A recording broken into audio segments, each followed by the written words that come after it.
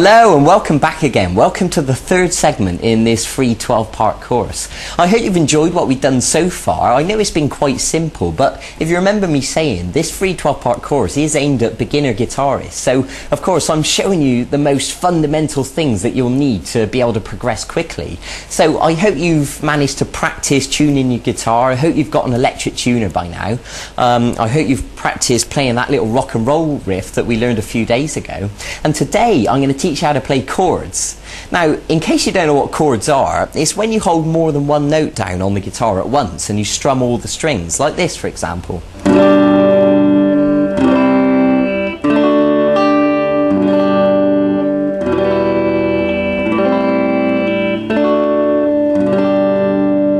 So that was just a few examples of some different chords, and of course the more chords you know, the more flexibility you're going to have to be able to play a variety of different songs. So I think it goes without saying that it's better to learn as many chords as possible, and then you really have got the ability to play more things. And especially if you're the sort of person who enjoys singing as well as playing, then chords are going to be brilliant for you because you'll be able to strum them whilst you sing over the top and it'll sound fantastic.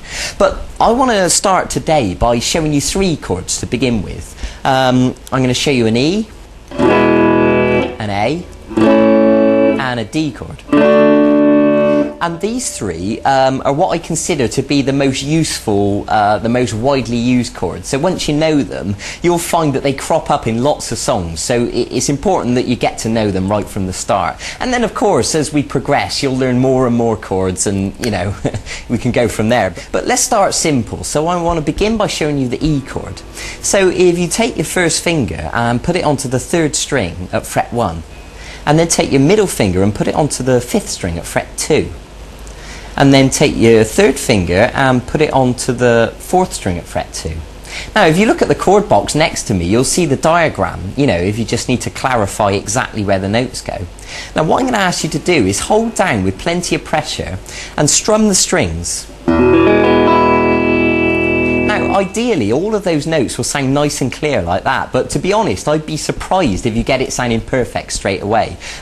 It would be perfectly normal if it sounded more like this at first. Now let me explain some common mistakes that people make when learning chords. What you need to do is make sure you're holding down with the tip of your finger with plenty of pressure, and you need to arch these fingers up, and the reason for that is because you want plenty of space underneath the fingers. What we don't want to happen is for the back of these fingers accidentally to touch the next string and obstruct the note.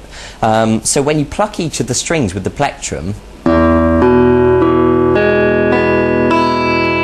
it should sound nice and clear like that. So if any of these notes sound incorrect, it's probably because you're accidentally touching one of the strings with the back of your fingers accidentally. Okay? So it might take a little bit of work and you'll need to shuffle your fingers around and get used to how to hold down the chord, but eventually you'll get it sounding nice and clear. So that's something to work towards. So the next chord I want to show you is the A chord, and it looks like this. So what I'm going to ask you to do is to put your first finger on the fourth string at fret 2, and the middle finger on the third string at fret 2, and then the third finger on the second string at fret 2.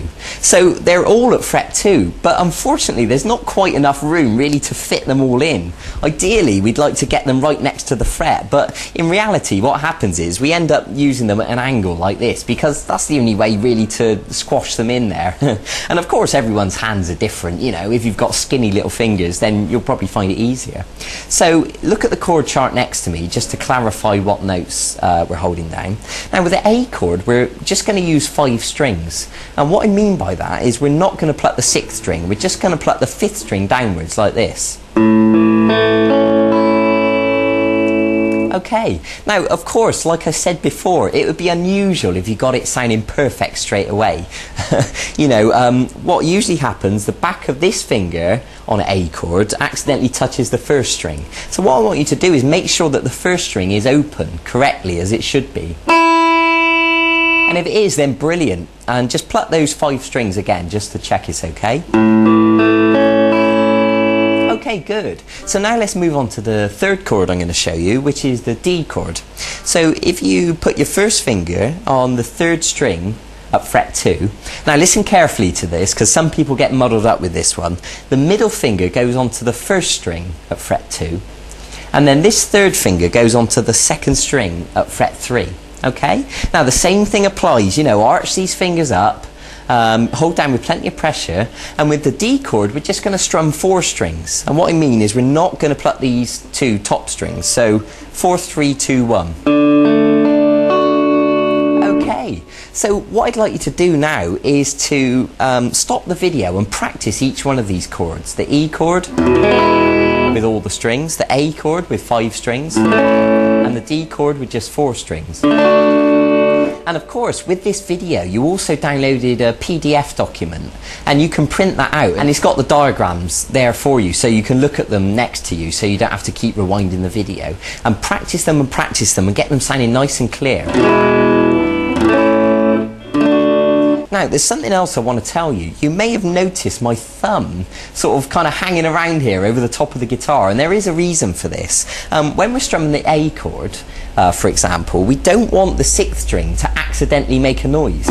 So what I'm doing is gently touching it just a little bit with the thumb, and that's enough just to mute the note, so it stops the 6th string from accidentally making a noise. And then when you strum all the 5 strings, then you know you're only just getting the correct notes that you want. So that's the reason for that. So what you can do once you've learned these chords is put them into a bit of a sequence. For example, you could play the A chord 4 times, and then you could play the D chord, back to the A,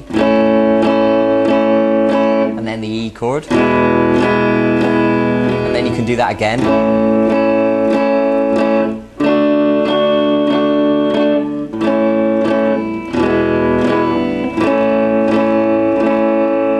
So you can begin practicing changing from one chord to the other, and you'll find that you'll get quicker and quicker at changing from shape to shape.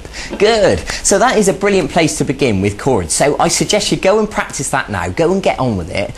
Get them sounding nice and smooth, nice and clean. Practice changing between the shapes. And I'll see you in a few days for the next segment of this e-course. And in the meantime, you can also go and look at the website and look at the archive, and you'll see all the songs that are there. And there's songs like Brown Eyed Girl by Van Morrison, which uses chords, or Oasis songs, or Jack Johnson, or a whole bunch of other stuff. So if you want to jump ahead of yourself a little bit, you can go and have a look and see if there's any songs you'd like to learn. That's fine by me. Okay, so go and get on with it. I'll see you then. Bye bye.